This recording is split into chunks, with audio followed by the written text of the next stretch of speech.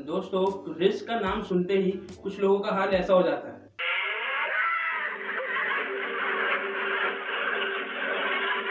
तो कुछ लोगों का हाल ऐसा हो जाता है। इश्क है तो इश्क है।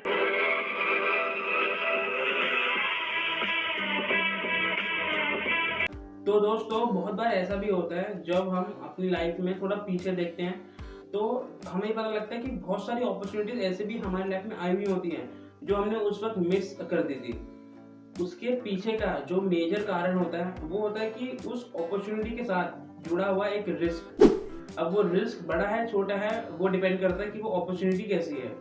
तो ऐसे समय पे हमें ये समझ नहीं आता कि मैं ये रिस्क लूं या मैं ना लूं। तो आगे मैं आपको बताऊंगा कि अगर आप रिस्क ले भी तो कैसे लें। तो शायद आपकी थोड़ी इसमें हेल्प हो जाएगी, तो आप इस वीडियो के एंड तक बने रहिए।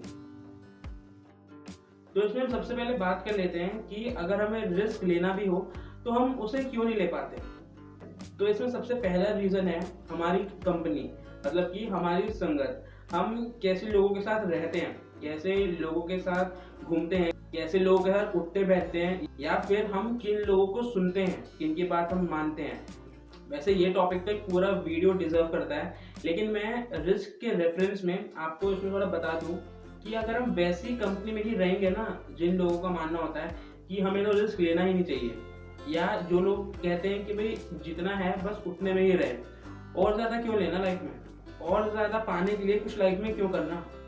तो दोस्तों, अगर आप ऐसे लोगों के साथ रहोगे ना तो आप भी वैसे ही बन जाओगे। और अगर आप ऐसे लोगों के साथ रहोगे जो रिस्क को एनालाइज करके फिर अपने डिसीजंस लेते हैं, और हाँ, अगर उन्हें थोड़ा सा नुकसान हो भी जाता है तो उसके बावजूद भी वो कैसे बहुत कुछ चीज़ें ज़िंदगी में कमाते हैं, तो आप भी फिर वैसे ही बनते चले जाओगे।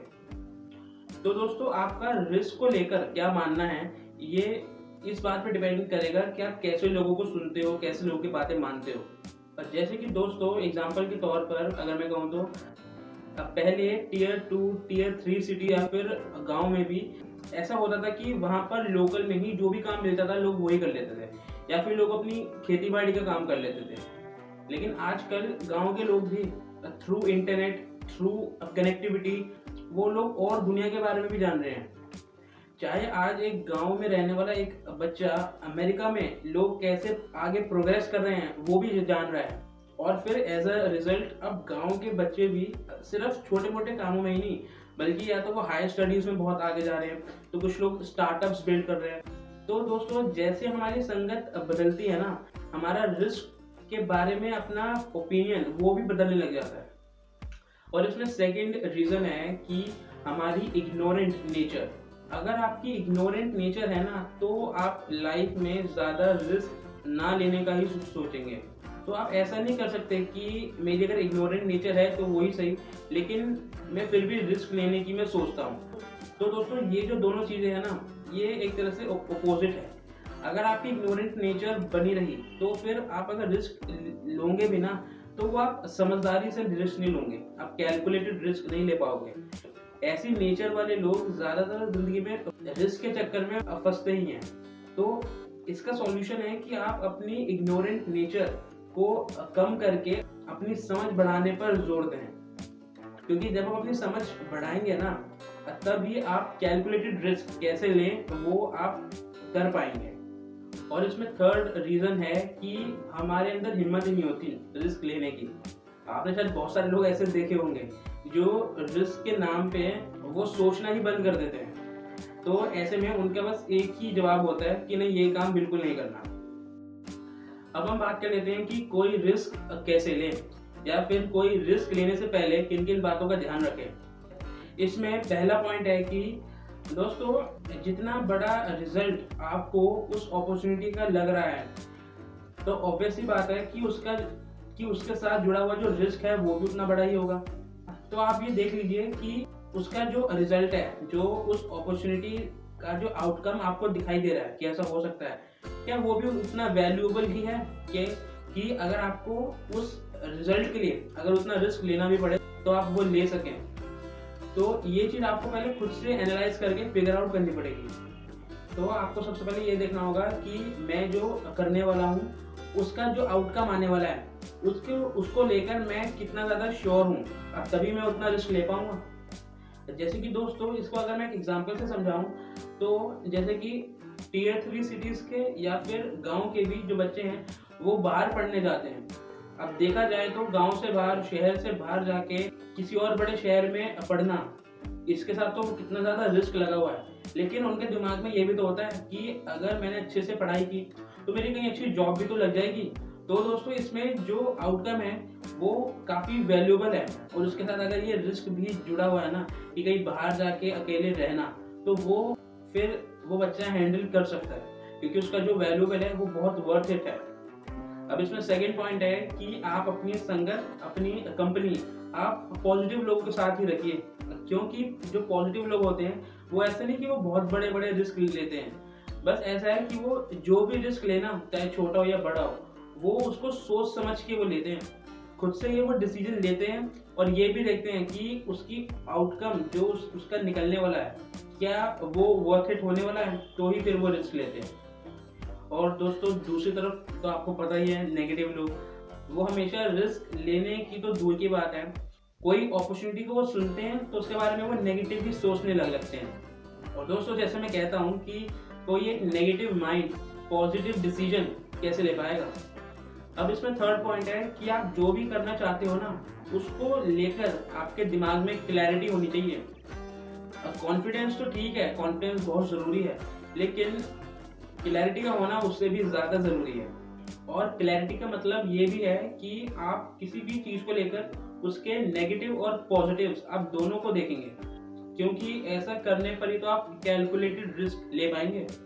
वरना अगर कोई भी इंसान अगर वो सिर्फ नेगेटिव ही सोचता है किसी अपॉर्चुनिटी के बारे में, तो वो अपॉर्चुनिटी को तो वो करता ही नहीं है। और अगर कोई इंसान सिर्फ पॉजिटिव ही सोचता रहता है ना, तो चांसेस है कि वो आगे चल के उसे नुकसान हो सकता है, क्योंकि फिर वो रिस्क को कंसिडर नहीं करेगा। तो पॉजिटिव और नेगेटिव हमेशा दोनों देखने चाहिए। और साथ ही आप क्लैरिटी से तो रिस्क को एलिमिनेट नहीं कर पाएंगे, लेकिन कोई भी रिस्क लेने में जो हमारे अंदर का जो डर होता है ना, आप उस डर को क्लैरिटी से एलिमिनेट जरूर कर पाएंगे, क्योंकि आपके दिमाग में अब चीज़ें क्लियर है कि आप कोई भी काम को कैसे कर सकते हैं। और इसका फोर्थ पॉइंट है कि आप रियलिस्टिकली सोचें, मतलब कि आप ज़्यादा आसमान में ना उड़े, जो एक्चुअल में ग्राउंड की रियलिटी है उसको देखते हुए ही आप रिस्क लीजिए। और साथ ही आप अपनी इसमें कुछ ज़्यादा इमेजिनेशन मत बनाइए। जैसे कि आपने शायद अपने आसपास के कुछ लोगों में देखा होगा ना, वो किसी भी अपॉर्चुनिटी की वजह से वो काफ़ी नुकसान उन्हें उठाना पड़ता है।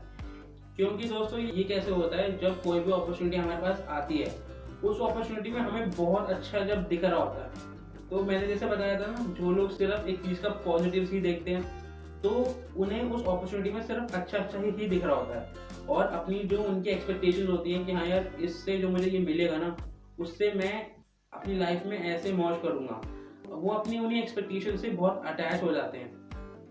और ऐसे में वो रिस्क को बिना सोचे समझे बहुत बड़ा शायद रिस्क लाइफ में वो ले लेते हैं। और क्योंकि वो रिस्क कैलकुलेटेड फॉर्म में नहीं होता, उसके पीछे उन्होंने सोचा नहीं होता कि इसका मुझे क्या खामियाजा उठाना पड़ेगा, ऐसे लोगों को बहुत भारी नुकसान झेलना पड़ता है, क्योंकि वो रियलिस्टिकली नहीं सोचते हैं, वो अपनी इमेजिनेशंस में ही वो घूमते रहते हैं। तो आप समझ गए ना, आपको ऐसा नहीं करना है। और इसमें एक और पॉइंट है कि हमारे अंदर करेज होना चाहिए, हिम्मत होनी चाहिए रिस्क लेने में। और आपने जब भी रिस्क ले लिया तो हो सकता है कि वो काम वैसा ना हो जैसे आपने सोचा हो, थोड़ा सा नुकसान भी उठाना पड़े किसी भी काम में। तो उस वक्त आप उस सिचुएशन को कैसे हैंडल करते हो, उसमें आपके अंदर की हिम्मत बहुत इंपॉर्टेंट रोल प्ले करती है।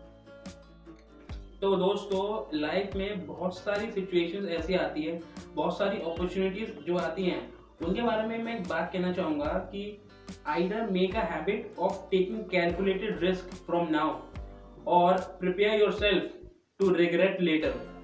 मतलब कि अभी से अपने अंदर इस आदत को डालना शुरू कर दो कि आप कैसे अपनी लाइफ में कैलकुलेटेड रिस्क ले सकते हैं।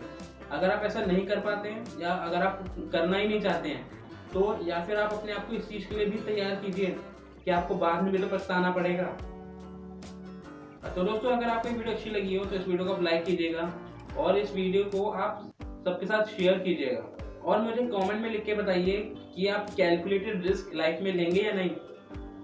और अगर आप कोई मेरे को वीडियो का टॉपिक कोई सजेस्ट करना चाहते हो तो वो भी आप मुझे कमेंट में लिख के बता सकते हैं। तो ये सारे मेरे सोशल मीडिया हैंडल्स हैं, आप मुझे यहाँ पर भी फॉलो कर लीजिए। तो यहाँ पर भी ऐसा ही एजुकेशनल कंटेंट रेगुलर डालता रहता हूँ। तो अगर आप चैनल पे पहली बार आए तो आप इस चैनल को सब्सक्राइब भी कर लीजिए और बेल आइकन पर प्रेस करके उसे ऑल पे सेट कर लीजिएगा ताकि आपको आने वाली वीडियोस की नोटिफिकेशन मिलती रहे। तो मैं मिलता हूँ आपसे अगली वीडियो में, and till the next time, just be unstoppable.